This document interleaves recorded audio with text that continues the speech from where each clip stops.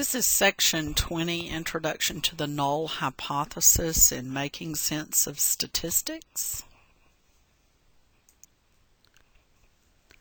So a researcher selects a random sample of first grade girls and a random sample of first grade boys from a large school district to estimate the average reading achievement of each sample on a standardized test. So below the girl who represents the first grade girls and the boy who represents the first grade boys, you see the girls have a mean of 50 on the reading achievement test, and the boys have a mean of 46 on the reading achievement test. Now, these results suggest that girls, on average, have higher achievement in reading than boys. But the question is, do they really?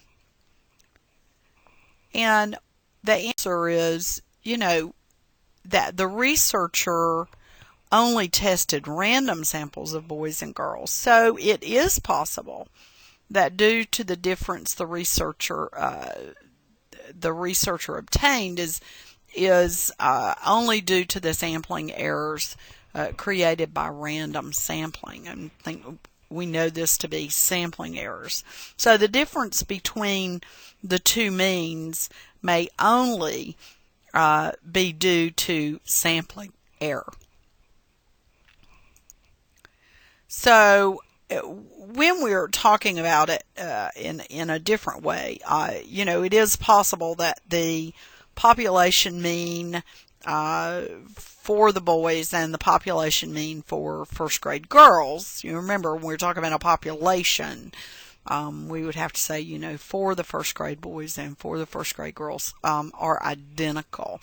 And what the researcher found could possibly be a difference between the means of the two randomly selected samples only because of the chance errors associated with random sampling. And what the null hypothesis says is that the true difference between the means in a population is 0. So they are identical. The population mean for the boys and the population mean for the girls are identical with first graders on a reading achievement standardized test. The true difference between the means in the population is 0.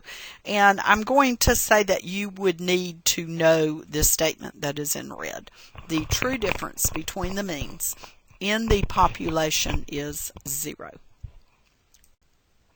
Now, when we are writing a null hypothesis, we have a statement that is expressed in symbols where we have H, which is hypothesis, subscript of 0, is the symbol for the null hypothesis, and mu1, is the symbol for the population mean for one group, such as all of the first grade boys, and mu2 is the symbol for the population mean for the other group, such as all girls. And as you see, the null hypothesis, we subtract the mean of group 1 from the mean of group 2 from the mean of group 1. We have 0, basically stating that the two means are indeed identical. There is no difference. Remember, that is the null hypothesis, is that there is no difference.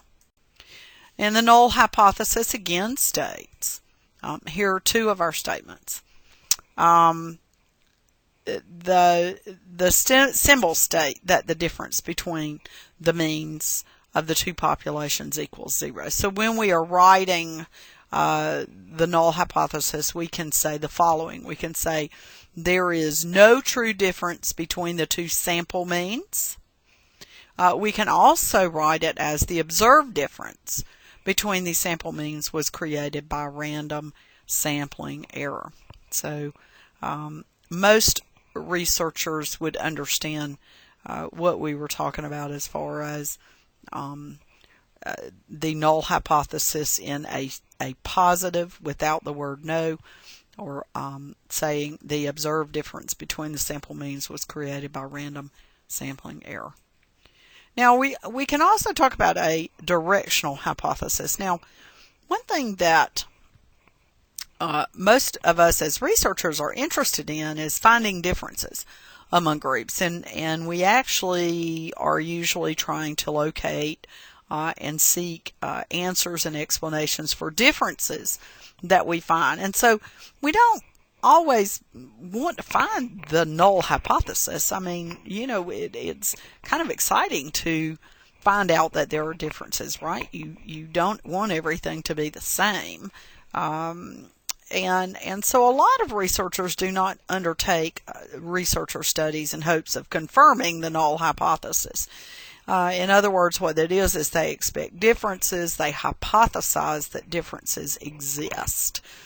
And so, for example, what we might look at as far as what we would call directional research hypothesis, which is where one particular group's average is higher than another. So the researcher might have a research hypothesis that says the average reading achievement of girls is higher than that of boys, and because the research hypothesis states that one group and the girls' average is higher than the other groups, the boys, then we would write our research hypothesis as a directional research hypothesis with symbols. So here again, you have H subscript 1, which is the symbol for an alternative hypothesis. And what it is it's an alternative to the null hypothesis. So the null says there is no difference. The alternative hypothesis says there is a difference. And in this case, it is a directional research hypothesis. And mu1 is the symbol for the population mean for the group hypothesized to have the higher mean, in this case the girls. And mu2 is the symbol for the population mean for the other group, in this case is the boys. Now the symbols indicate that the researcher has the hypothesis, states the population mean for one group, and also if you see it shows that it is greater than. So it's actually showing that the mean for one group, for group mu1, is greater than the mean for group 2, mu2. So we use the directional aspect of greater than to symbolize direction. Now, we might also have another alternative hypothesis. Here again, you see H subscript 1, where it's the symbol for an alternative hypothesis or an alternative to the null. And in this case, it is a non-directional research hypothesis. And how do we know that it is a non-directional research hypothesis? What we see where it says it is not equal to. So what it is that we might know, or we might hypothesize, we might suggest that there is a difference between boys and girls reading achievements, but we don't know. There's really insufficient information to determine which group is higher. We can hypothesize there is a difference, but we don't know. Maybe it's the boys who are better readers than the girl and score higher scores on their achievement test. But in other words, what we're really looking at is we're just saying there is a difference. The two populations are of the two groups are not equal, but they're different. There is a difference, but we're not willing as researchers to speculate on the difference or the direction of the difference. And so what we then say is we have H1 is the symbol for the alternative hypothesis, and if you see mu1, the population mean for group 1 is not equal to mu2, which is the symbol for the population mean for the other group. Now, in a directional hypothesis is what we saw at the beginning. Is this a directional hypothesis? So what we can look at, this was obtained by a researcher who started with a directional hypothesis that girls achieve a higher mean in reading than boys. Now, the observed means support. Now, so our observed sample means support the research hypothesis, but as a researcher, are we finished? Is this all that we have to do? Well, we're not finished, and here's two possible reasons and explanations why. So we can say that girls have higher achievement in reading than boys. That is the research hypothesis. And then, we also can have another explanation. So we have two possible explanations for the observed differences. That the girls do have higher achievement in reading than boys. That is our research hypothesis.